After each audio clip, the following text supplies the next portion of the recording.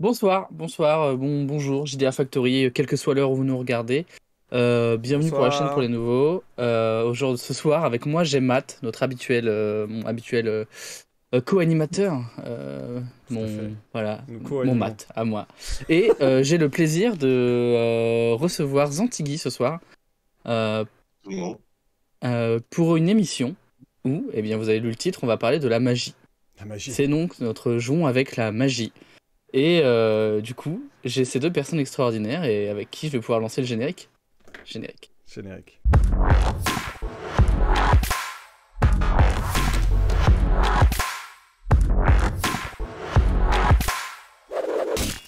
Du coup, eh bien, je vais faire un petit historique de la magie. Vous savez comment on aime fonctionner maintenant. La magie, on va partir un peu de la magie des wargames. Tout ce qui va être gabarit de sorts, sorts très codifiés, qu'on va retrouver dans Donjons et Dragons évidemment, et qu'on veut plutôt équilibrer, en tout cas c'est l'objectif, et très codifié.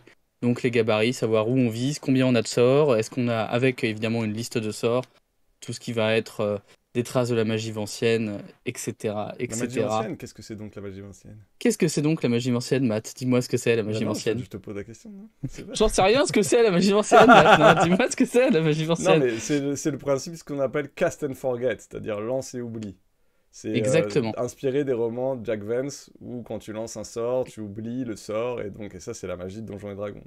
Tout à fait, ce qu'on retrouve dans les romans, notamment de la Dragonlance, avec le mage Fisban et Wrestling qui doit galérer pour se rappeler de ses sorts. Donc je savais ce qu'était la magie ancienne. Donc on a cette liste de sorts avec éventuellement des points de magie et cette utilisation très codifiée, très simple, qui est facile en jeu de rôle finalement. Bah ouais, si on a une liste de sorts, on va piocher le sort le plus adapté, on va l'utiliser une fois, on va voir qui on vise, le nombre de personnes, etc., etc. Évidemment, la magie, elle a vachement évolué. On a eu notamment assez tôt des tentatives de magie freeform, avec notamment le premier dont je me rappelle et dont on a parlé sur la chaîne, c'est Chivalry and Sorcery, où on additionnait des mots, des verbes, des effets, et boum, on lançait un sort. Tout à fait. Plus récemment, en 87, du coup, pour avoir vérifié la date, on a eu Ars Magica qui est arrivé. Ars Magica, c'est quand même une sacrée évolution dans la magie en jeu de rôle. Ça a été une nouvelle manière de jouer, et là, je pense que je vais passer la main à Matt, pardon, parce que c'est le plus apte à en parler. Bah, enfin, le plus apte. En tout cas, Ars Donne-nous Magica, tout, donne-nous de... ça a été un peu le creuset à la fois la magie bah, avec des sorts très codifiés, et à la fois la magie qui venait de Chivalry and Sorcery avec des verbes et des noms qui s'additionnent pour créer des effets genre Créo Ignem dans Ars Magica, je crée du feu, donc bah tu crées du feu, mais qu'est-ce que ça veut dire créer du feu? Ça peut être faire un petit feu pour te chauffer, comme envoyer une fireball. Donc c'est le système qui a un peu mélangé tout ça. Et ça a essayé un peu de quitter la magie telle qu'on la voyait au début, qui était quand même donc une magie de wargame, donc avec une utilité qui était une utilité de wargame. C'est-à-dire, en gros, il faut que ça fasse partie d'une équipe, et il y a des sorts qui vont faire des dégâts, des sorts qui vont soutenir, des sorts qui vont... Ça ne fait pas du tout une logique d'univers, ça avait une logique de, dans un wargame, bah, il faut un mec derrière pour envoyer des dégâts de zone, il faut un mec pour snare, c'est-à-dire bloquer l'autre, enfin, il y avait un côté, c'est pas pour rien que tous les MMO et beaucoup de jeux vidéo sont inspirés de ça, parce que c'était déjà à la base un truc qui était codifié pour rentrer dans le combat. Là, il y avait Mm. le guerrier devant qui avait des points de vie qui tankaient, il y avait le prêtre derrière qui healait et donc faisait de la magie pour soigner, et ces sorts étaient majoritairement des sorts de soutien et de heal, etc. Et Ars Magica, même s'il garde des sorts très codifiés où on peut retrouver les mêmes sorts qu'on pouvait trouver dans Donjons Dragons, il a essayé d'avancer en s'inspirant de Chevalier and Sorcery et de proposer, donc bah voilà, ce sont des mages, ils ont des verbes, des noms, la magie a un peu une réalité par rapport au monde dans lequel on est, c'est-à-dire que c'est pas n'importe quel verbe, c'est pas n'importe quel nom et ça a un sens dans l'univers dans lequel on est, et on va les additionner et pouvoir improviser de la magie. Et Ok. effectivement, quand on est parti, tu viens de dire la magie vancienne, que ce soit avec des points de magie ou le nombre de sorts par jour, la magie freeform avec des verbes et des noms, euh, pendant longtemps, la magie, ça a été ça. Mais je pense qu'il y a beaucoup d'autres choses à faire avec la magie. Et Et c'est une passe décisive pour Zantigui. parce Voilà, que pardon, qui dit c'est Ars pour toi. Magica dit Mark Renagan, parce que c'est un jeu de Mark Ouais. Renagan. Exactement. Et qui dit Mark Renagan dit le monde des ténèbres, et Mark Renagan a apparemment pas mal réfléchi sur la magie. Et un jour, il a eu l'idée d'un jeu qui s'appelle Mage. Et il me semble que quand on parle de magie, il faut parler de mage. Moi, je dirais presque que c'est l'excellence même du jeu freeform absolu. Il y a une codification, mais elle est hyper légère. Et quand j'aime parler de mage, je décris en général en disant que le joueur apprend autant que le personnage. C'est-à-dire qu'il s'agit vraiment de forger des sorts par les mots. Mais c'est ta manière de le dire qui va te permettre de forger ton sort. Et non pas avec une codification, un cryognem ou comme il y avait dans Ars Magica avec des mots-clés qu'il fallait emboîter comme si c'était des puzzles et fabriquer une action en fait. Là, c'est la manière de décrire l'événement et qui va créer l'événement dans la mesure du possible. Alors bien sûr, il y a un système de règles appliquées, mais en fait, il est très très léger et je crois que c'est justement parce qu'il est léger que qu'on a autant de souplesse. Et je crois que Mage est presque le jeu de rôle où on peut vraiment n'avoir qu'une équipe de mages.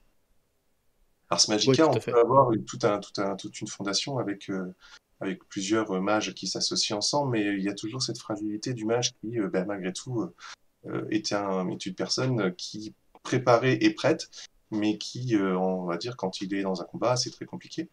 À mage, on peut vivre un personnage et vivre sa dimension magique et surtout toutes ses potentialités, on va dire. Là encore, je rebondis sur Ars Magica. Ars Magica a une description de la magie qui est très hermétique, très européenne en fait. Il n'y a pas qu'une seule type de magie. Il y a la magie chamane, il y a la magie vaudou, la magie hindoue, la magie chinoise. En fait, qu'est-ce que la magie au final? C'est plus une altération de la réalité et la conviction que ça va fonctionner en fait, tout simplement. Et Mage en fait est justement conçu pour ça et permet par une simple description de ce qui va se passer de faire que la chose se produit. Alors, il ne faut pas rêver non plus, on n'est pas des dieux, on n'est pas surpuissants. Il y a des limites, la réalité n'est pas tout à fait d'accord, et c'est ça qui était intéressant, c'est que, en fait, je pense que les jeux précédents, ils cherchent toujours à limiter le mage parce que c'est un personnage qui est trop puissant, en réalité. À partir du moment où on est capable de faire des choses que plus personne n'est capable de faire ni de contrer, il faut bien un peu le limiter parce que sinon, il est surpuissant et en fait, ça fait un jeu déséquilibré et c'est pas l'idée. Le fait d'avoir introduit la notion de paradoxe qui est caractéristique de Mage fait que on ne peut pas faire tout et n'importe quoi. Il faut le faire avec élégance et avec raffinement, on va dire. Alors, avant d'aller plus loin sur l'histoire de paradoxe, Ouais.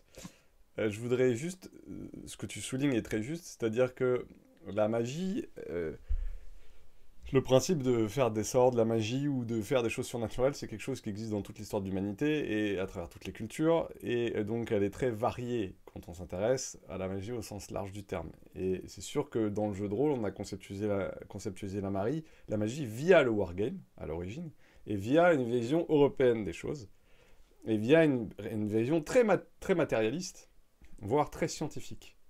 Et Ars Magica, ça reste très scientifique, c'est-à-dire créer plus feu égale, je crée du feu. 1 plus 1 égale 2.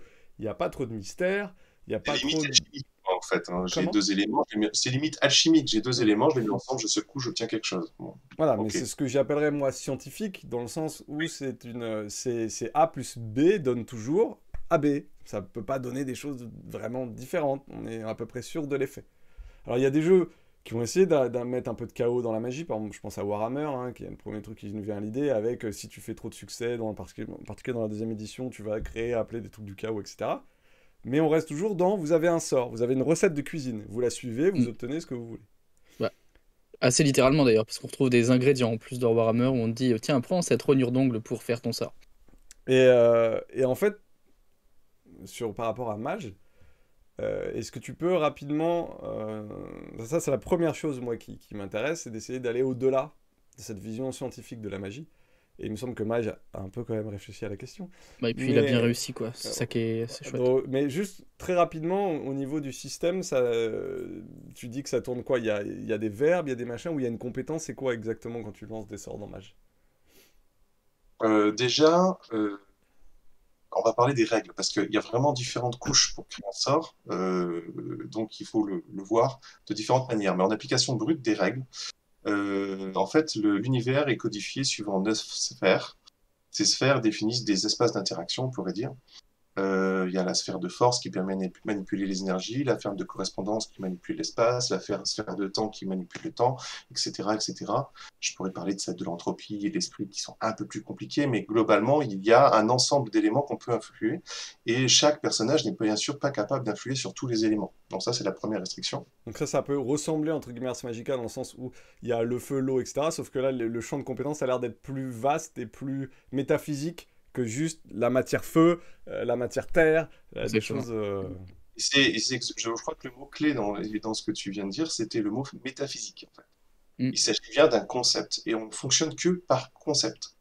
Après, toujours en système de règles, pour l'utilisation par exemple de la sphère de force, hein, la boule de feu c'est ce qu'il y a de plus classique, même si je préfère la sphère de correspondance, euh, en fait, j'ai pas non plus les connaissances nécessaires pour la manipuler. C'est-à-dire que oui, je sais manipuler les énergies, parlons du feu, mais il n'y a pas que le feu, il y a la chaleur, il y a l'électricité, il y a la gravité, il y a la pesanteur, la radioactivité, enfin il y a un tas d'éléments en fait. Il y a rien que la lumière. Donc c'est tout ça déjà. Donc c'est plus créo ignem. Voilà, c'est un peu plus compliqué. Par contre, il y a un niveau de compétence qui va dire je sais manipuler les énergies ou juste les percevoir. Mais c'est pas la même chose, parce que si je perçois des énergies, c'est-à-dire que je suis capable de percevoir les flux d'électricité à l'intérieur d'un mur. Ça, par exemple, ça veut dire que je manipule les forces au niveau 1. Donc c'est codifié niveau 1. Mais si je veux pouvoir influer sur ces énergies, genre je les redirige et je les transforme, par exemple, ou je les transmute en énergie de chaleur, du coup, l'électricité, je la transforme et devient du feu. Bon, là, du coup, c'est de la manipulation des forces, donc c'est la force niveau 2. Voilà. Et en fait, c'est codifié comme ça. Petit à petit, on rajoute un mot. En gros, quand on manipule à niveau 1, on perçoit. Quand on manipule à niveau 2, on manipule ou on transforme, mais on ne peut pas créer. C'est-à-dire qu'on ne peut qu'utiliser ce qui est déjà existant. À partir de niveau 3, on peut créer de petites quantités. Et au niveau 4, ça commence à être puissant parce que là, on n'est plus trop limité par la quantité. En fait, il n'y a plus trop de limites de taille. Donc évidemment, créer une boule de feu de la taille d'une ville devient possible au niveau 4. D'accord. Possible ne veut pas dire simple, on veut dire possible, Mm. alors qu'avant on ne peut pas. Et pour créer une boule de feu, j'ai juste besoin, soit en étant très adroit, juste besoin d'une source d'énergie que je transforme en feu, tout simplement, quoi. Et ça suffit. J'ai même pas besoin de créer à partir de rien. Et en termes de jeu, ce que je dis au jeu, c'est je voudrais essayer de manipuler les énergies, transformer l'électricité qui est présente dans le mur, je la réunis et j'en fais, j'embrase la pièce en fait. Et ça, techniquement, c'est pas possible. J'ai un jet de dés à faire qui valide mes succès, mes réussites, puis je l'obtiens. Le problème, c'est qu'on peut pas le dire comme ça, parce que la réalité n'est pas d'accord. Et c'est là où ça devient le forgeage, et c'est là la partie intéressante en fait, c'est que la réalité n'est pas d'accord et ne va pas accepter de se faire modifier. Et c'est là où on va être obligé de dire pourquoi est-ce que cet événement qui n'est pas censé arriver arrive.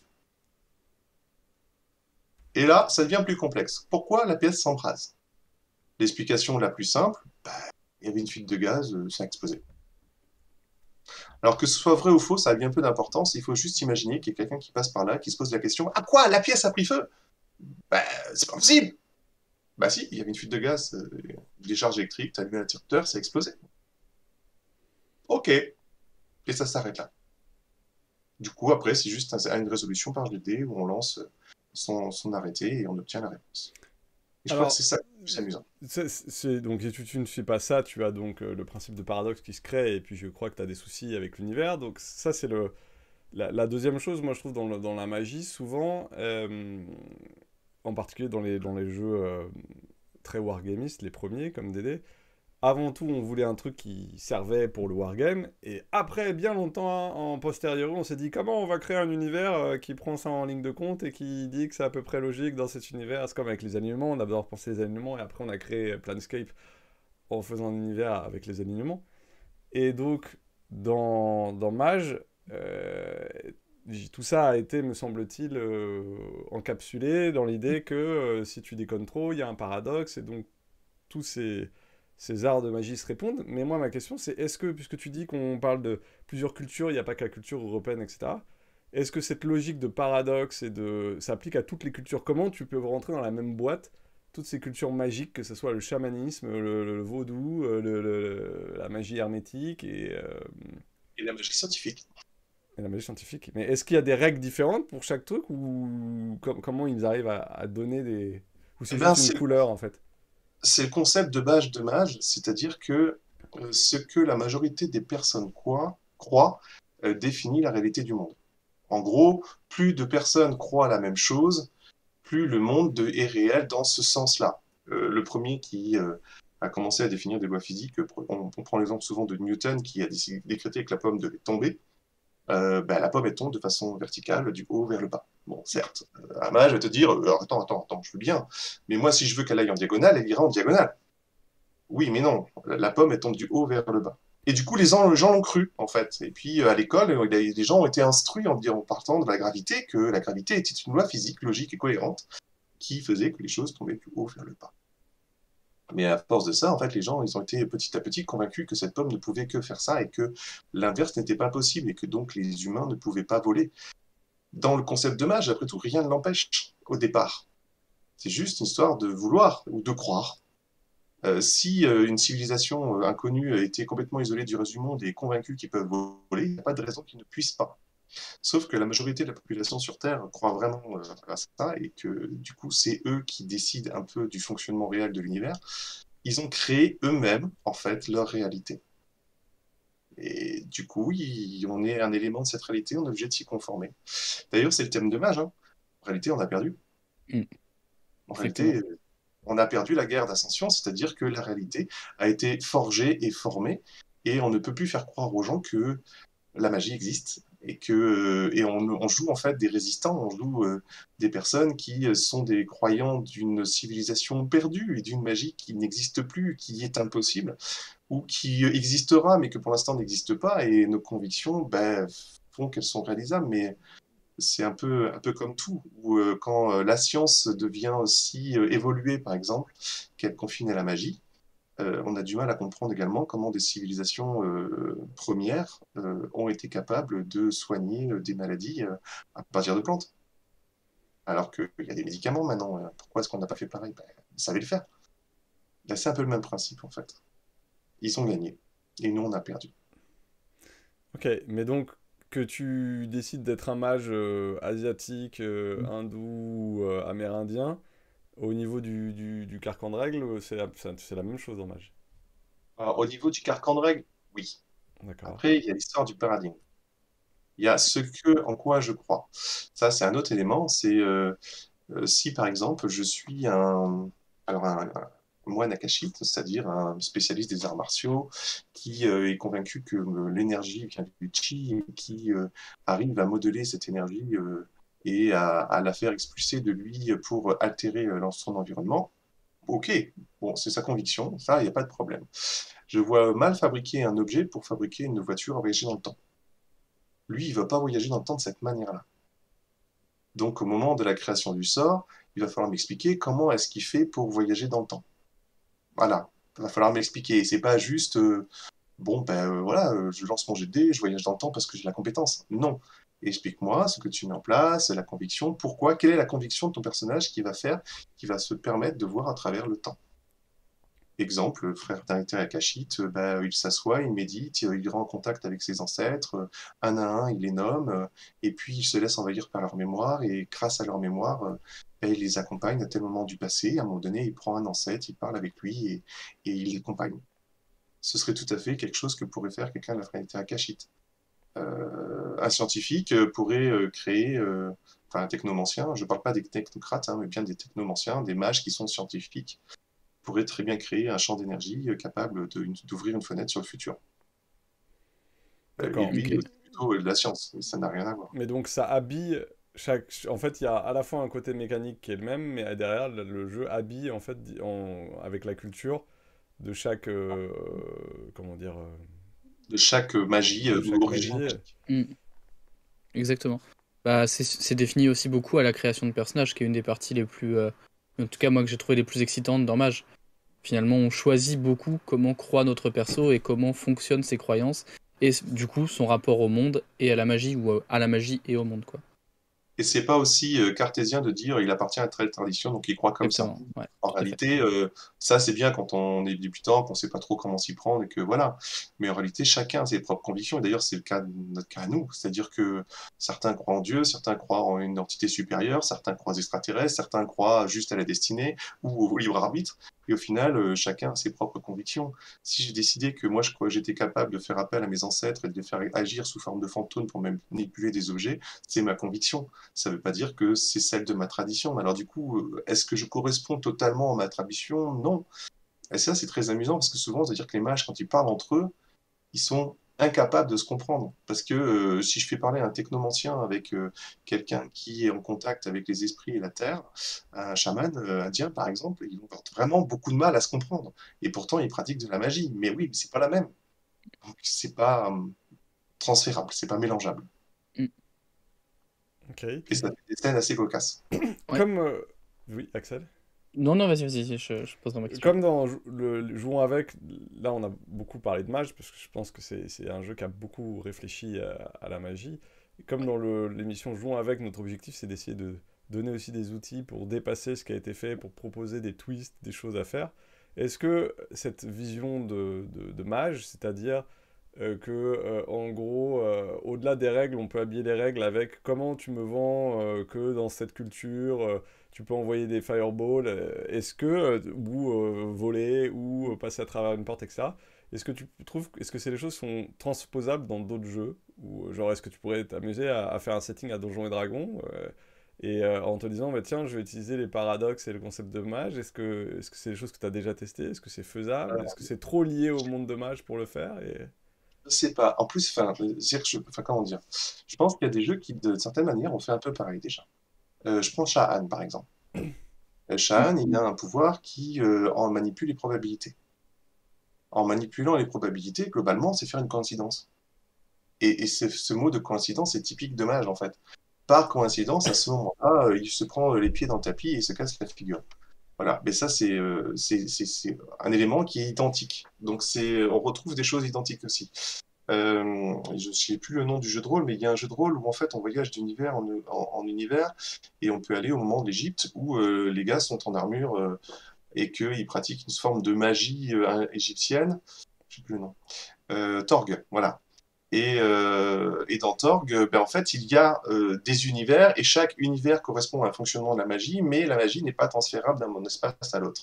Là aussi, c'est intéressant parce que du coup, on peut avoir un mage type boule de feu qui côtoie dans la même équipe un cybernétique qui est entièrement cybernétisé.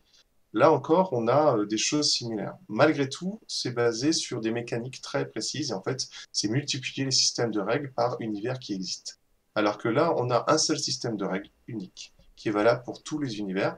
Il y a juste la surcouche qui se met par-dessus de l'habillage, on va dire, mais qui est codifié, ce qui veut dire que si il n'a pas fait sa description au niveau de son paradigme, etc., ben, il a des malus pour faire son sort et ça marche pas en moyen parce que sa conviction n'est pas assez Non, mais visible. justement, puisqu'il y a, comme tu dis, un habillage, on pourrait tout à fait utiliser cet habillage. Je reprends Donjons et Dragons. Tu dois maintenant lancer un sort en habillant avec ta culture, et donc c'est pas juste A plus A égale Fireball. Je dois invoquer l'esprit du feu et donc faire une chanson ou quelque chose comme ça. Et si je le fais mal, j'ai un malus pour lancer mon sort. C'est quelque chose qui est potentiellement Pour moi, c'est transférable. tout à fait transférable. C'est-à-dire que D'accord. si on accepte d'abandonner le système de magie de n'importe quel jeu de rôle, Mm. on peut le transférer, avec un petit bémol quand même. Malgré tout, ils sont puissants, quoi. Ouais. C'est-à-dire que un mage est capable, par exemple, si je dois faire, dans le même univers, hein, si je mets un mage face à un vampire, ben, si le mage est prêt, le vampire est mort, quelle que soit sa génération. Si je décide que son sang transforme en phosphore, bon ben voilà, fini, point, il n'y a rien à faire, quoi. Le vampire peut, même s'il a des difficultés, etc., le mage sera toujours capable de surpasser, parce qu'il est capable de faire l'impossible. Alors il y a un truc intéressant, c'est l'un des auteurs de Mage a écrit Mage Medisi, Mage en version facile. Et en fait, il a proposé des alternatives de règles où on retrouve une codification. En fait, il disait qu'il ne fallait pas. Lui, ce qu'il dit, c'est qu'il ne faut pas enlever le paradoxe. Mais il peut comprendre que pour des mages débutants, ce soit compliqué. Parce que cette aisance à l'oral qu'on peut avoir pour pour faire un sort et pour le lancer, inventer une coïncidence comme ça à l'arrache, et puis en même temps parler de son paradigme à l'arrache, quand on est joueur débutant, c'est pas facile. Du coup, lui, ce qu'il disait, ben, c'est de proposer, voilà, on peut mettre un système de règles en place. Il l'avait envisagé en fait au début, en disant, ben, si je veux lancer une boule de feu, j'ai 3 en force, ça veut dire que je peux lancer une fois par jour un sort niveau 3. Ou 2 fois par jour un sort niveau 2, ou une fois par jour un sort niveau 1. Enfin, 3 fois par jour un sort niveau 1. Donc ça aurait été un système, encore, on retrouve avec un système de points, Mm.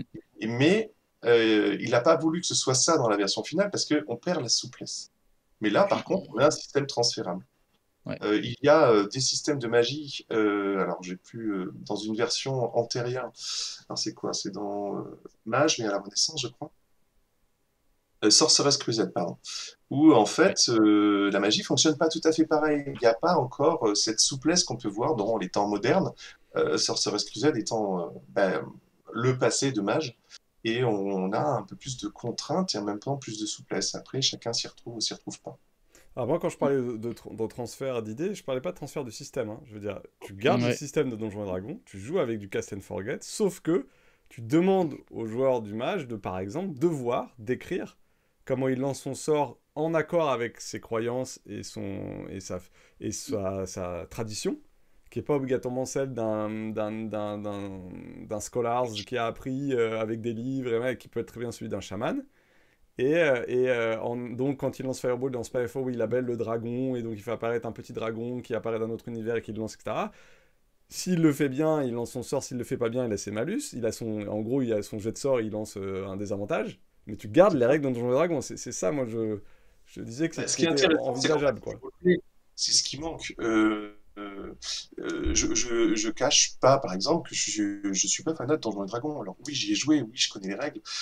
Dans ma jeunesse de rôliste, j'y ai joué. Mais pour moi, c'est un jeu de rôle qui manque un peu de maturité, dans le sens où j'aime bien interpréter mes personnages, mais jusqu'au bout. Ça, c'est mon souhait, hein. C'est-à-dire que je donne un coup, je donne pas un coup. Voilà, je fais un mouvement. Et ce mouvement va permettre d'entraîner, d'attraper un tabouret, de l'éclater le tabouret dans la figure. On s'en moque s'il n'y a pas de tabouret, ce qui compte, c'est juste le roleplay. Et là, ce que tu décris, c'est un habillage, en fait. Ouais. Oui, j'ai un mage, j'ai peut-être casté tant de sorts par jour, je veux faire une boule de feu abyssale. Bon, ben ok, d'accord, comment tu fais? Ouais, ben alors moi, je viens de Chine. Donc moi, déjà, de base, ma magie, je la pratique pas comme toi. Moi, je fais appel à mes ancêtres du coup, mes ancêtres, ils sont derrière moi. J'ai un de mes ancêtres qui manipulait le feu et qui était adepte du feu. Et du coup, je fais appel à lui, il s'incarne dans mon corps. Et on retrouve un peu ça aussi. En fait, mage, il y a toutes les magies de tous les univers à l'intérieur. Ce qui veut dire qu'on peut créer ça vers l'extérieur. Ce que je viens de décrire, ça existe à L5R. Complètement. Ouais, Et, tout à fait. incarnation de l'ancêtre. Et en fait, on peut très bien transférer ça n'importe où. Donc c'est du fun. Et en plus, on risque rien, dans le sens où c'est juste un malus à rajouter ou à mettre une difficulté. Et il faut qu'il y ait un Ouais. avantage. Hein. C'est-à-dire qu'il faudrait pouvoir aussi dire ah, c'est super ta description, alors du coup, tu réussis plus facilement ton sort. Là, ça aurait du sens. Alors, je suis d'accord sur l'idée. On peut habiller, mais du coup, ce sera que de l'habillage finalement. On n'aura pas le côté euh, codifié qu'on peut avoir dans Mage, comme je disais avec tout ce qui est paradigme, etc.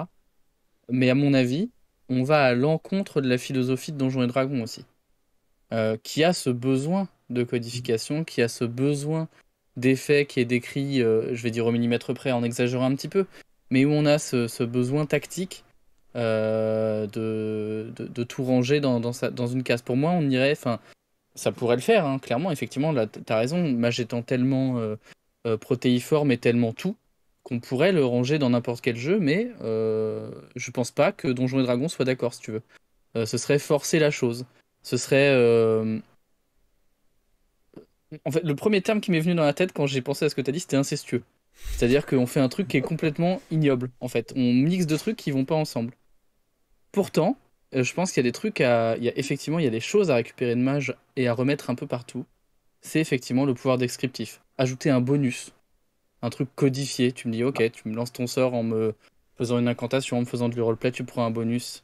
Si tu me fais un truc où effectivement bah, c'est compliqué dans la situation parce que il n'y a pas les bonnes conditions réunies, ok, un malus. Le problème que je vois avec ça, évidemment, c'est forcément l'appréciation du MJ. Et comme tu disais, c'est plus facile pour les joueurs un peu plus vétérans ou qui sont habitués que pour les néophytes. Oui, mais là, Et c'est moi, encore à l'appréciation du MJ. ouais, tout à fait. Ah bah complètement. Et c'est tout le problème, hein. Et c'est tout le problème. Et c'est pour ça que moi je ferais pas ça avec Donjons et Dragons. mais quand je fais de la magie dans les jeux, je balance complètement la notion d'équilibre. Ouais, la magie c'est déséquilibré, mais en même temps, c'est fait pour. Effectivement, oui. Ah, il peut faire des trucs de ouf et pas moi avec mon guerrier qui me combat avec une épée. Bah ouais, mec, il est capable de lancer des boules de feu à la base déjà. Donc, comment veux-tu lutter, cher pauvre mortel? Et pour moi, c'est un des trucs que je fais beaucoup, c'est que je jette complètement l'équilibre. La dernière fois, j'ai fait jouer à Brigandine et j'avais un joueur qui venait de Donjon Dragon. Il me dit, j'ai une liste de sorts. Je dis, non, t'es nécromancien. Félicitations, débrouille-toi. Fais-moi utilise tes idées. Attends, il y a Et des listes de sorts dans Brigandine. Hein. Ouais, mais je l'ai jeté. Je l'ai jeté. Et je l'ai jeté à la poubelle. Je dis, bah, tu me fais ce que ton magicien pense qu'il peut faire avec sa nécromancie. Au début, il restait sur les trucs hyper basiques. Il me dit, alors, ça fait combien de dégâts?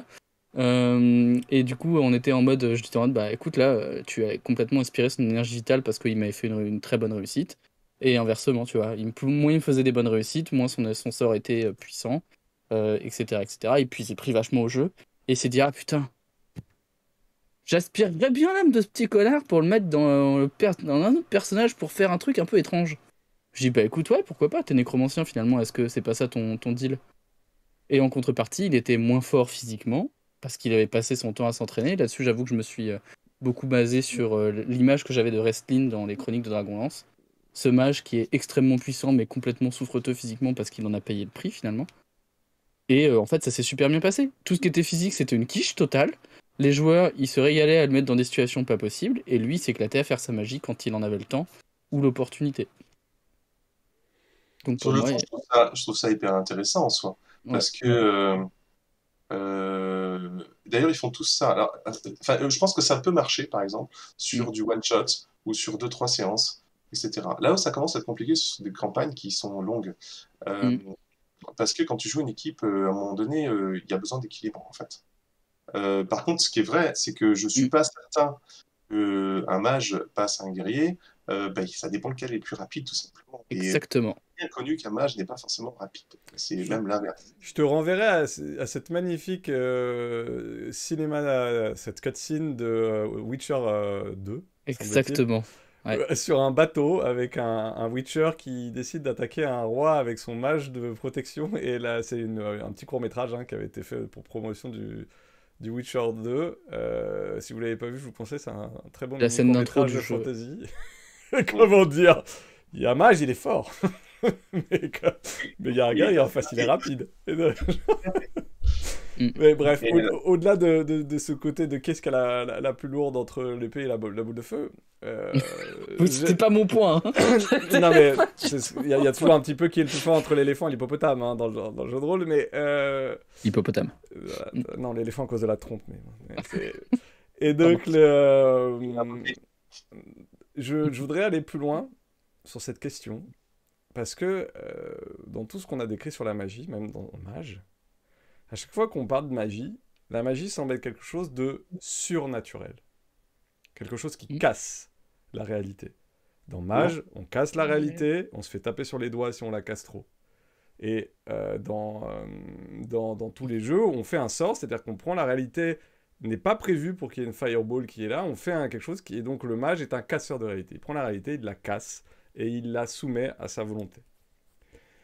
Et quand on regarde un petit peu l'histoire de toutes les traditions magiques, chamaniques réelles dans notre monde, ces praticiens ne cassent pas. Là, ils utilisent le monde tel qu'il est et ce sont juste des communiquant avec une réalité. Les esprits existent et ils communiquent avec. Donc tu ne casses pas la réalité parce que tu invoques les esprits, juste tu fais quelque chose que même le commun des mortels est capable de faire. D'ailleurs, si on part du principe que faire des miracles, appeler les saints au Moyen-Âge était quelque chose de magique, tout le monde peut appeler les saints. Le paysan de base peut prier et espérer que un saint aide que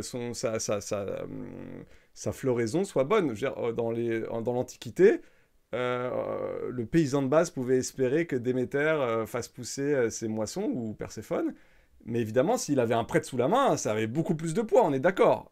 Mais c'est même plus ce qu'il espérait, c'est qu'il y croyait, en fait. Voilà. Et donc, c'est pas une question de conviction, c'est une question de croyance. Et je trouve qu'il y a peu de jeux qui exploitent ça. C'est-à-dire le fait qu'en fait, tout le monde peut faire de la magie, mais à des niveaux faibles, hein. C'est comme si dans Brigandine, tout le monde avait 5% de chance de faire un miracle. Au bon endroit, il faut que tu sois sur un shrine, que tu pries, que tu espères, nanana. Sauf que le prêtre, bah, lui, il a tellement passé sa vie, il connaît tellement tous les rituels, il sait vraiment comment plaire aux dieux, lui, il a plus de chance. Et donc là, on sort. Pour moi, je trouve que c'est quelque chose d'intéressant de sortir de le mage ou le lanceur de sorts est quelqu'un qui casse la réalité. Non, le lanceur de sorts, c'est comme si tu dis tout le monde peut prendre un couteau et planter quelqu'un. Sauf que le guerrier, il a passé sa vie à s'entraîner, il le fait mieux que les autres. Tout le monde peut essayer d'avoir une chance d'intercéder avec les dieux, sauf que le mage ou le prêtre, lui, il a passé sa vie à le faire et donc il est plus doué pour le faire. Et quand on commence à réfléchir comme ça, on s'ouvre des possibilités de système de magie ou de réflexion sur la magie qui sortent le mage est un casseur de réalité. Et il y a peu de jeux qui travaillent sur ce principe. J'ai quelques exemples, bien sûr, mais c'est une réflexion, je pense, je ne sais pas si vous avez des idées sur le... Par rapport à ce que tu dis, c'est ce qu'on appelle l'éveil, en fait, à mage. C'est-à-dire que chaque individu a l'étincelle de magie en lui. C'est comme ça qu'ils disent. En gros, n'importe quel dormeur, c'est comme ça qu'on les appelle, a possibilité d'altérer la réalité. Sauf que c'est un dormeur. Et un jour, on ne sait pas pourquoi, il se réveille. Soit de façon cataclysmique, et du coup, là, ça risque d'être dangereux pour lui. Soit on l'a forcé, soit ça se fait doucement, c'est-à-dire qu'il commence à accéder à un niveau de compréhension différent. Il a remarqué que dans telle situation, ou quand il était en train de jouer telle musique, il était capable, qu'il y avait des choses qui se passaient autour de lui, qu'il percevait son environnement différemment. Ben ça, c'est carrément... Il s'éveille, en fait. Que n'importe qui pourrait l'être. Et d'ailleurs, j'aime bien, moi, le premier scénario quand j'ai des joueurs, c'est de faire ça. On démarre, tu me racontes ton personnage, tu as 14 ans, tu as 16 ans, explique-moi, voilà. On va le faire ensemble, on joue ensemble, et on joue le réveil, en fait. Et où il passe de je connais rien à mince, il se passe des choses. Et c'est un peu le World of Darkness, hein, de dire qu'il y a un voile par-dessus le monde et que les gens ne voient pas le voile et que on va par derrière. Après, il y a une autre différence entre le jeu de rôle de Donjons et Dragons et la caractéristique de World of Darkness. C'est pas le même type de jeu. C'est-à-dire que dans Donjons et Dragons, les scénarios sont pas forcément basés sur les personnages, ils sont basés sur un événement, une série d'événements, une succession d'événements qui va y arriver.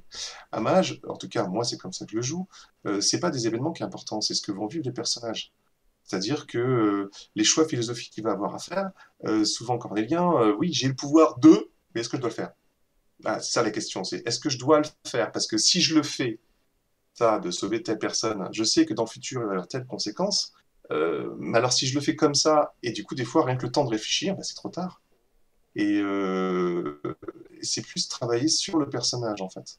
Là, c'est plus cette partie-là. Moi, je pense que ça, on peut transférer sur tous les jeux de rôle. Je suis maître du jeu à Night aussi.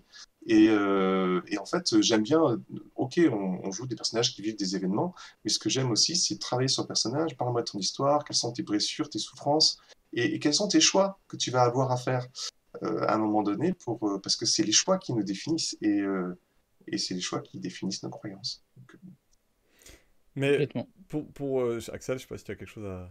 Bah, moi je suis d'accord, et puis en vrai c'est aussi lié aux thématiques abordées de manière plus ou moins discrète. Tu parlais de la transition de dormeur à éveillé dans Mage.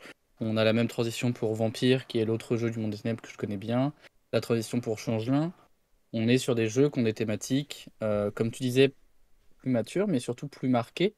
Clairement, quand on joue à Vampire, quand on joue à Mage, ce passage-là, c'est un peu de l'adolescence à l'âge adulte, et le changement, et comment on voit notre monde. Et il y a des sous-thématiques, en fait, dans ces jeux-là.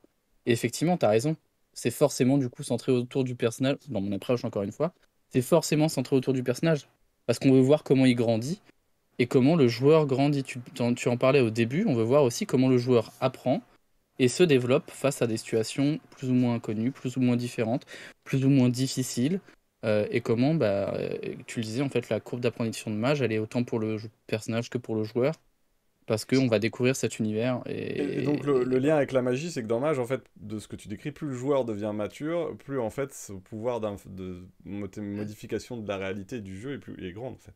Complètement. C'est-à-dire qu'un joueur qui ne débute, va, pour l'exemple de la boule de feu, il va faire une boule de feu en utilisant beaucoup de sphères, quelque chose d'hyper compliqué, parce qu'il ne sait pas du tout comment faire simple, en fait. Là, ce qui est la partie intéressante, c'est qu'un joueur, quand il est expert, il cherche pas à faire un truc hyper compliqué, parce que plus c'est compliqué, plus c'est difficile à faire.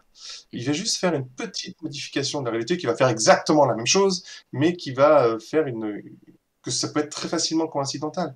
Lâcher une boule de feu sur toute la ville, franchement, c'est hyper compliqué, c'est absolument pas logique. Par contre, faire que les tuyaux de gaz fuient partout dans la ville parce qu'ils ont mal été entretenus et que c'est pété. Même si c'est énorme. Ouais, mais c'est possible. Donc c'est plus simple. Mm. Et ça, c'est que le roleplay, en fait. C'est que l'expérience. J'aime bien le terme de maturité du genre, parce que il ne s'agit pas de maturité d'âge, etc. C'est plutôt le temps que va passer le joueur à jouer son personnage, il va comprendre. Et ce qui est intéressant, c'est qu'il change de personnage. Il est perdu. Mm. Parce que c'est plus le même paradigme. Complètement. Et puis, J'ai ouais, pardon. Excuse-moi, non, j'allais te couper, mais vas-y, finis. j'ai un joueur qui est adepte du virtuel, et il C'est une arriverait classe vraiment dans pas. Mage, pour ceux qui connaissent pas Mage. C'est pas juste qu'il aime être dans les mondes virtuels. Dans le Mage, il y a les adeptes du virtuel. Voilà, et l'adepte du virtuel, c'était une tradition moderne en fait, qui considère que le monde n'est pas réel, un peu à la Matrix, que c'est un monde codé et que tout est mathématique et que comme c'est des maths, en fait, les maths c'est des variables, on peut modifier les variables, on peut recoder les choses. Encore faut-il juste avoir le matériel qu'il faut et la puissance nécessaire pour le faire. Donc lui, bah, il y a un ordinateur qu'il a lui-même inventé, lui-même créé et qui lui permet de recoder des choses de la réalité. Des choses très simples, hein. Exemple, ben, il veut pouvoir voir dans tel bâtiment. Bon, ben, il braque le système de caméra et puis il peut voir dans le bâtiment. Alors oui, il voit des endroits que les caméras officiellement ne voient pas, mais, mais en fait, il peut le faire. Et bien, le joueur, il n'y arrivait pas. Il n'y arrivait vraiment pas. Il faisait que du piratage d'un satellite en permanence, toujours les mêmes choses, parce qu'il n'arrivait pas à comprendre ça. J'ai pris du temps, je lui ai expliqué, on a fait des scénars solo pour qu'il comprenne. J'ai fait son éveil vraiment, c'est-à-dire que j'ai même fait son ascension pour lui faire prendre conscience que tout était mathématique et qu'en fait, des algorithmes, ça se voit même dans les déplacements des individus. Avec le big data, on voit très bien comment ils se comportent et que ça, c'est modifiable. Alors maintenant, il a compris. Alors le big data, ça marche. Il est en train de faire le MDR pour recoder la pensée des gens, etc. Toutes ces choses-là, il le maîtrise. Maintenant, je prends son personnage et je l'emmène. Tiens, maintenant, tu joues un frère à Kashid. Voilà, il n'a pas la culture, il n'a pas la compétence. Le joueur, il sait pas ce que ça peut faire, quoi. À part, bon, les trucs de Jet Li, je mets des arts martiaux et puis je tape très fort. Mais on peut faire mieux. Voilà. Ouais. Et c'est ça qui est intéressant. C'est qu'il y a des tiroirs dans des tiroirs, dans des sous-tiroirs. Et je pourrais jouer une campagne avec des joueurs pendant 10 ans, ce que c'est le cas, ce que je fais avec eux, et prendre des nouveaux joueurs et qui jouent totalement différemment. Ah ouais, on est sur un jeu qui est très basé. Et c'est aussi d'ailleurs ce qui est très rigolo parce qu'effectivement, les premières rencontres avec son personnage, elles sont un peu douloureuses, quoi. Quand on veut faire de la magie, on fait souvent n'importe quoi ou qui est pas forcément très coïncidental. Et effectivement, on se fait un peu rappeler à l'ordre. La réalité arrive et nous dit fais attention, garçon, parce que sinon tu vas en prendre une et elle va pas te plaire, quoi. Et au fil et à mesure, on se dit ah, ça, je peux peut-être le faire autrement. Je peux peut-être changer le détail qui va faire que, ok, d'accord, bah écoute, ouais. J'ai récupéré une grenade, ouais, j'ai peut-être mis la main dans mon sac, on n'a pas vu, et finalement, mon sac, c'est un peu le sac de Mary Poppins. Boum. Et ça reste plus facilement coïncidental, etc., etc. Et c'est un apprentissage qui est extrêmement intéressant, qui peut être un peu violent par contre aussi. Et qui est difficile, c'est un jeu qui est pour moi du coup pas du tout taillé pour les one-shots ou la convention, dans cette manière de faire, quoi. Alors, juste faire l'éveil. Ouais, ah, faire l'éveil, oui, c'est clair, oui, c'est aussi très intéressant, mais... Bah, juste une parenthèse, on a fait un one-shot avec sur Mage. Hein. Ouais, mais non, mais j'ai viré les règles et j'ai viré beaucoup de choses, c'est pas du mage. Mais J'ai eu je, beaucoup je suis de... désolé, mais- je vais revenir à la charge quand même sur mon idée d'aller plus loin. Et Ouais, parce pardon. que Mage, semble très très bien, mais comme je vous dis, pour moi, il y a cette idée de Mage qui brise la réalité. Il y a surtout ces trucs, comme tu viens de le décrire, extrêmement complexes, et chaque sphère offre une potentialité très complexe sur la nature même de la réalité. Et encore une fois, je pense que pour jouer avec la magie, on peut aussi partir sur des choses plus simples. Et donc j'ai envie de parler de deux jeux très rapidement, qui ont une vision de la magie qui est beaucoup plus restreinte, puisqu'en fait, c'est à chaque fois la magie, moi j'aime quand la magie est liée à l'univers, c'est le cas dans Mage, hein, que ce soit pas juste un vecteur de combat ou d'effet, mais donc une magie avec une réalité magique simple, et comment à partir de cette réalité magique simple, on donne en fait un paradigme que le joueur peut comprendre rapidement et on base toute la magie sur ça. Donc il y a un jeu qui s'appelle Shade, où en gros les joueurs sont des ténébrosi, c'est-à-dire des gens dont leur ombre devient vivante. Et la magie est uniquement basée sur le joueur et son ombre. Et la nature même de son ombre. La magie, il n'y a aucune autre magie qui sort de ça. Tu fais de la magie parce que tu as un ténébrosi, tous les ténébrosi font de la magie. Maintenant, la manière dont ils ont dressé leur ombre est très variée. Mais en gros, tu pousses les joueurs à réfléchir de ok, j'ai une ombre, c'est une nature de ombre, qu'est-ce que je peux faire avec ça? Ok, l'ombre c'est la nuit, c'est le froid, elle peut se balader, elle peut peut-être regarder derrière la porte. Et en gros, même s'il y a des sorts, au bout d'un moment, tu peux essayer de réfléchir à comment je joue avec cette réalité-là. C'est-à-dire que tout le monde sait que les ténébrosi existent, ils cassent pas la réalité, genre ils agitent leurs ombres. Et comment tu joues avec ça, effectivement, c'est lié à une élite, les ténébrosi qui peuvent le faire. Et je pense qu'il y a un autre jeu où là, pour le coup, on est plus dans ce que je racontais au début, c'est-à-dire en gros, tout le monde peut le faire, mais il y en a qui ont plus l'habitude. C'est Blade in the Dark. Je le savais que tu y arriverais. Je cite ce joueur à chaque fois, mais quand même, au niveau de la conception d'univers, elle est quand même bien branlée. Il fait les choses bien. Hein. Dans Blood in the Dark, les morts ne meurent plus, les fantômes ne vont plus dans l'au-delà, ils restent sur place, c'est un gros souci, c'est un gros problème. Et donc, toute la nature même des fantômes, c'est ce qui crée le surnaturel dans le jeu. Le surnaturel ne joue que autour des fantômes, de leur utilisation, leur exploitation. À la Ghostbuster, je te capture, je te prends le ceinture, j'en prends sa nature et je fais des objets avec. Ah, je peux parler ou pas avec les fantômes. Tout le monde peut parler avec les fantômes. Je veux dire, tout le monde peut, mais à ses risques et périls. La majorité des gens voient un fantôme, ils deviennent fous, ils ont peur, ils s'envoient en courant, ils leur filent pas des points de folie, mais tout comme. Et donc, mais en soi, avec un peu de chance, peut-être que tu vas réussir à convaincre ce fantôme de pas venir te défoncer le cerveau et de peut-être partir et te laisser passer. Et il y a une classe de personnages, qui sont donc les Whispers, qui eux ont appris à résister plus aux fantômes, à les capturer, à en faire quelque chose, à leur donner des ordres. Et toute la magie est basée autour de ça.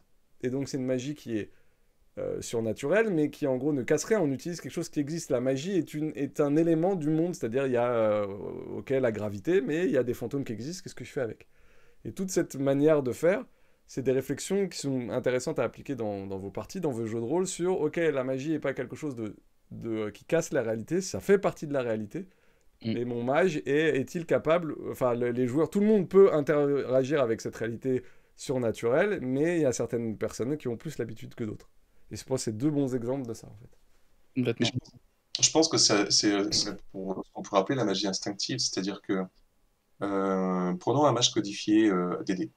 Moi, j'appelle ça la magie naturelle par rapport à la magie scientifique, mais vas-y. Pareil, mais ce que je veux dire, c'est qu'elle est codifiée, évoquée, il a appris son sort, c'est quelque chose qu'il maîtrise, il le connaît par cœur, quand il le fait, ça se déclenche à chaque fois. Bon, ok, d'accord. Oui, mais il a appris, c'est-à-dire qu'il a appris les contraintes de l'univers, etc. Et peut-être que des fois, il peut se tenter une petite improvisation ou une petite alternative. Il va modeler légèrement son sort ou carrément créer un truc totalement nouveau. Il faut se l'autoriser. Moi, je trouve que c'est intéressant plutôt que rester dans des cases et de s'autoriser la possibilité, peut-être avec un malus, mais après tout, si le joueur veut tenter, pourquoi pas? Et si son explication est plausible, eh ben, on lui facilite un peu la vie parce que c'est fun. Je rappelle que c'est un jeu de rôle, donc on est là pour s'amuser.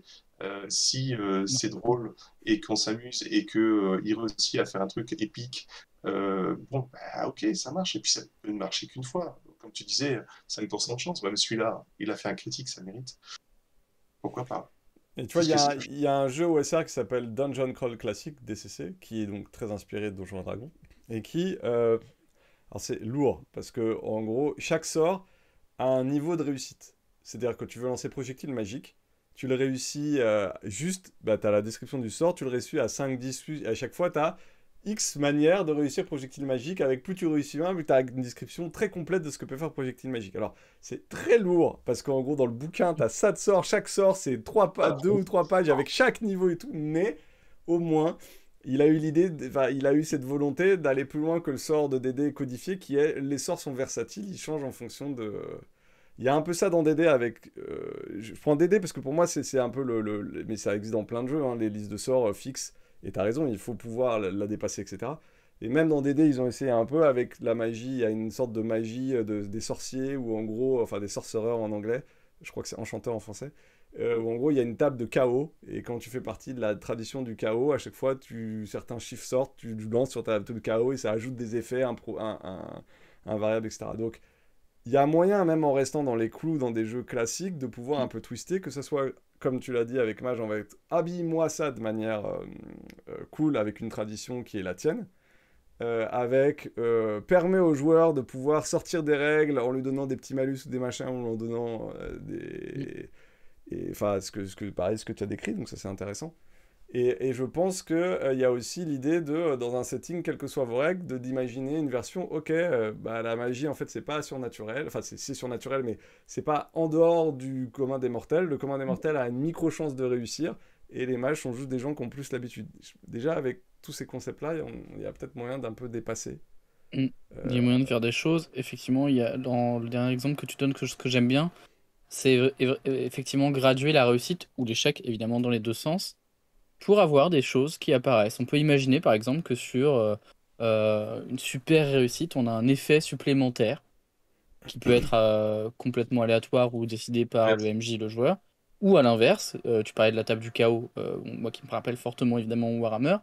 Quand il t'arrive une embrouille, plus tu rates, plus l'embrouille elle est variable, imprévisible, et du coup reste encore dans ce paradigme de la magie et quelque chose de pas scientifique, de pas forcément compris, de choses comme ça. Et ça a un autre mérite. Ça a le mérite également de rappeler aux mages, attention, la magie est un pouvoir puissant et instable. Tu en es responsable. Fais gaffe à ce que tu fais. Quand tu fais un sort, tu n'es pas tout à fait sûr de ce que tu vas réussir à obtenir, en bien ou en mal. Parce que même un sort trop puissant peut avoir des conséquences. Je voulais juste l'assommer. Ah oui, mais là, tu l'as assommé. Là, il est transformé en pierre. Enfin, il l'a assommé. Là, oui, même une réussite critique peut être négative. Oui, c'est trop de la réussite trop forte. Mais pour moi, voilà, pour moi, c'est important, c'est que Donjons et Dragons, pour des raisons de réussite de wargame, avec des choses codifiées qui doivent rentrer, et tu dois équilibrer, le mago doit avoir sa place dans le groupe, il doit pas être plus fort que le guerrier, et donc il faut que ça soit codifié, etc. T'as perdu, je trouve, ce côté chaotique que pour moi la magie est quand même censée avoir, et rajouter un peu de chaos dans sa magie, quelle que soit la solution, même si c'est un petit peu, dans votre système de jeu, rajouter un peu de chaos, même une table aléatoire à la con, tu lances un t'as une table aléatoire, tu lances un effet aléatoire, quoi que dès quand ça rend la magie un peu plus étrange, mystérieuse, et on quitte la... Il y avait un jeu de rôle que j'aimais bien avec l'ancien système de règles, c'était les 7 mers avec la règle du panache. L'ancien système où en fait, plus l'action était épique, et plus tu avais des bonus. Et c'est un peu comme de la magie, hein. Oui, alors je suis dans une bataille de bar, oui, je suis pas très souple, bon, c'est pas grave, c'est fun quand même, je m'en fous. Je m'accroche avec mon fouet, je m'accroche au lustre, je me balance et je donne un coup de pied au barman de l'autre côté. Ok, t'as 2 dés supplémentaires. Bah, c'est fun. C'est-à-dire que ça laisse de la souplesse à la création et du coup on laisse la parole au joueur. C'est-à-dire que c'est une co-narration. On laisse la parole au joueur pour réécrire un peu les choses en lui donnant des avantages, des inconvénients. J'ai un MJ à Warhammer, qui parlait de Warhammer, qui était mon maître du jeu, qui considérait qu'on peut tout faire. On a toujours une chance de refaire un truc. Et là j'arrive devant une porte, elle est fermée. Bon, ok, choix 1, je défonce la porte parce que de toute façon je suis un guerrier et moi je sais pas projeter. Choix 2, je regarde le maître du jeu, je dis avec un peu de chance, il a oublié de la fermer, la porte. Il lance un dé. La porte était ouverte. Coup de chance. Ça peut arriver, la chance. Ben, ça arrivait là. Et en fait, il faut se l'accorder. C'est-à-dire que l'imprévisible, c'est du hasard pour des événements mineurs. En plus, c'est pas gênant, mais juste des fois, c'est fun. Que le guerrier, il ait réussi à crocheter une porte juste parce qu'il tente. Il sait pas s'il va y arriver. Il réussit. Ben, faut s'accorder le droit de le faire. C'est pas manichéen, c'est pas on-off. Mais tu vois, ce que tu dis avec la porte est très vrai, mais parce qu'on part du principe que le commun des mortels a une micro-chance de cocher une porte. Alors que souvent, dans beaucoup de jeux de rôle, on considère que le commun des mortels n'a pas aucune chance de pouvoir lancer un sort, parce qu'on considère la magie comme appartenant à une élite, etc. Et c'est sur ça où je dis qu'il y a peut-être une réflexion à faire en se disant, peut-être qu'en fait, dans un monde de fantasy, surtout dans les mondes de Donjons et Dragons qui sont pas un peu magiques, qui sont beaucoup magiques, même le pelé du coin, il a peut-être une chance de pouvoir une fois de temps en temps, un peu de chute, de lancer un sort de niveau 0 de base, parce que voilà, il peut le faire, c'est arrivé, même s'il a aucune connaissance de la magie, et voilà. Et c'est ça qui est drôle, il y a plein de choses comme ça à Warhammer où j'avais réuni l'ensemble des ingrédients que j'avais piqués à un mage, je trouvais ça trop bien, je voulais faire une soupe. J'ai fait une soupe. oui, j'ai mis l'ensemble des ingrédients dans la soupe, ça m'a fait un truc. J'ai pas voulu la manger, la soupe, elle était trop bizarre. Voilà, ça peut être ça. La soupe était devenue une potion, en fait, et je savais pas, mais elle me plaisait pas. Et j'étais un alphelin. Euh, En fait, ça peut être fun. Il faut juste rajouter du fun. Il faut pas chercher plus loin, hein. Oui, mais c'est juste pour dire, Bah, il faut carrément. se permettre d'accepter la magie comme quelque chose qui peut être plus courant, parce que ça passe. Surtout dans Warhammer. Warhammer, c'est des vents magiques. Donc oui, Oui, les mages sont ceux qui sont capables de contrôler les vents magiques, etc. Mais dans Et il certaines y en a, zones, hein. il y a du vent magique qui passe, tu te le manges, bah ouais, et tout d'un coup, des griffes poussent sur ta main, alors que t'as rien à voir avec la magie, mais parce que t'es passé au moment du courant du vent des sauvages. Et pourquoi pas, quoi. Enfin, je veux dire, ça me Clairement. semble... Tu vois, dans Mage, il y a cette histoire de principe de réalité qui peut te rattraper, etc., où il faut vendre, où chacun est dans son paradigme, mais dans plein de jeux où on est dans la fantasy, on n'est pas obligé de tomber dans la high fantasy si on permet ce genre de choses. Juste, je pense que c'est pas mal de se le permettre, ça permet de... oui. Mais ils se le permettent même si on joue pas un mage. C'est Voilà, ça. Complètement. Ah bah oui, clairement. Mais clairement, et puis on peut même, j'inverserais même un petit peu la pensée, on peut même considérer que tout ce que font les personnages, c'est un peu magique finalement. Tout à fait. On le fait nous en tant que joueurs, donc pourquoi pas le reste? Ah ouais, agiter une épée et aller trancher le tendon, le genou et la jugulaire d'un seul coup, ouais, ça a peut-être un truc un peu magique finalement. Donc autorisez-vous, et mon mot de la fin, ce sera balancer l'équilibre, on s'en fout. Amusez-vous et balancez l'équilibre aux toilettes, vous allez voir, vous allez vous amuser comme des dingues. Mais plus il y a de narration, plus il y a de roleplay. Le roleplay doit venir autant du maître du jeu que du joueur. Et si le joueur il s'éclate à faire sa narration, Mm. c'est fun, faut y aller. Yes, Et je par suis ailleurs, si vous avez peur de oh pas mieux. l'équilibre des mages, oh, ouais, mais je reviens sur ce que tu disais tout à l'heure, qui est très juste. Ce qui compte, c'est qu'est-ce que tu fais quand tu as du pouvoir. Tu vois, great pouvoir, great responsibility, c'est plutôt great pouvoir, great conséquences. Ouais, Donc, ok, tout d'un coup, tu as fait un miracle alors que t'es pas du tout mage, tu as fait apparaître de l'eau dans une fontaine qui était asséchée, etc. Même si c'est insignifiant et petit, tous les gars du village ils vont te regarder et font quoi? Tu fais apparaître de l'eau? Qu'est-ce qui se passe? Et là, les emmerdes commencent. exactement. Et c'est là Et, qu'on commence à jouer. et donc, les conséquences, pour moi, n'hésitez pas à donner parfois des choses qui ont l'air trop puissantes à vos joueurs parce que les conséquences sont plus intéressantes à jouer derrière qu'elles n'ont l'air. Complètement. Puis on le fait très bien avec des artefacts. Oui, cette épée là, elle est très puissante, tu sens une puissance effroyable en elle. Vas-tu t'en servir? La suite au prochain épisode. C'est exactement ça. Et c'est ce qu'on aime en fait, c'est aussi pour ça qu'on joue au jeu de rôle, c'est qu'on veut voir ce que font les joueurs, on veut voir ce que fait le MJ, comment le MJ réagit à des idées complètement farfelues. Moi c'est aussi pour ça que je laisse une magie libre, c'est que j'aime bien quand les joueurs me surprennent. Effectivement, si je leur mets une liste de sorts, bah oui, bah je sais qu'à un moment donné, bah, il va aller chercher le sort niveau 3 qui lui permet de relever 3 morts vivants. Ouais, bah non. Ah, là, t'as pas relevé 3 morts, là t'as relevé le cimetière, et d'ailleurs, il commence à sortir du cimetière et la ville, elle est un peu. C'est un peu les emmerdes, parce qu'en plus, on t'a vu, hein. Non, c'est ça, c'est tout à fait. C'est-à-dire que tout est roleplay. Enfin, à chaque instant, c'est pas qu'un système de, c'est pas qu'une histoire de système, c'est qu'une Mm, histoire de roleplay. Faut rebondir sur tout, faut tout tolérer, tout accepter et faire assumer les conséquences ou les responsabilités. Rien que faire naître une source, ça peut être apocalyptique. mm. Donc, si imaginez tous les villages du coin qui font la queue devant toi pour que tu fasses renaître une source et que tu n'y arrives pas, un peu énervé. Donc, C'est ça. voilà, des petites choses comme ça, c'est juste. Tout à fait. C'est un Bon, beau mot de la fin. c'est un beau mot de la fin. Amusons-nous Merci. avec la magie. Exactement. Testez, faites des trucs magiques avec la magie en jeu de rôle et vous verrez, ça va être super. Merci encore Santigui de ta venue, de ta présence, c'était super chouette, une super émission, moi je me suis régalé à vous écouter beaucoup. Si ça vous a plu, n'hésitez pas à mettre un petit like, à partager les vidéos, à laisser un petit commentaire aussi. Si jamais, alors je fais ça en total roulis, Matt, tu me dis si tu couperas au montage si besoin, mais si vous avez des idées d'émissions, des idées de concepts que vous souhaitez qu'on aborde, des thématiques, que ce soit des tables des joueurs, des jouons avec, n'hésitez pas à nous envoyer un message ou à venir sur le Discord, à nous contacter sur tous les réseaux. On pourra en discuter, ouais. Tout à fait. Ben, merci encore. Et Ouais, puis, à une prochaine. à la prochaine. Ciao. Salut. Tiens,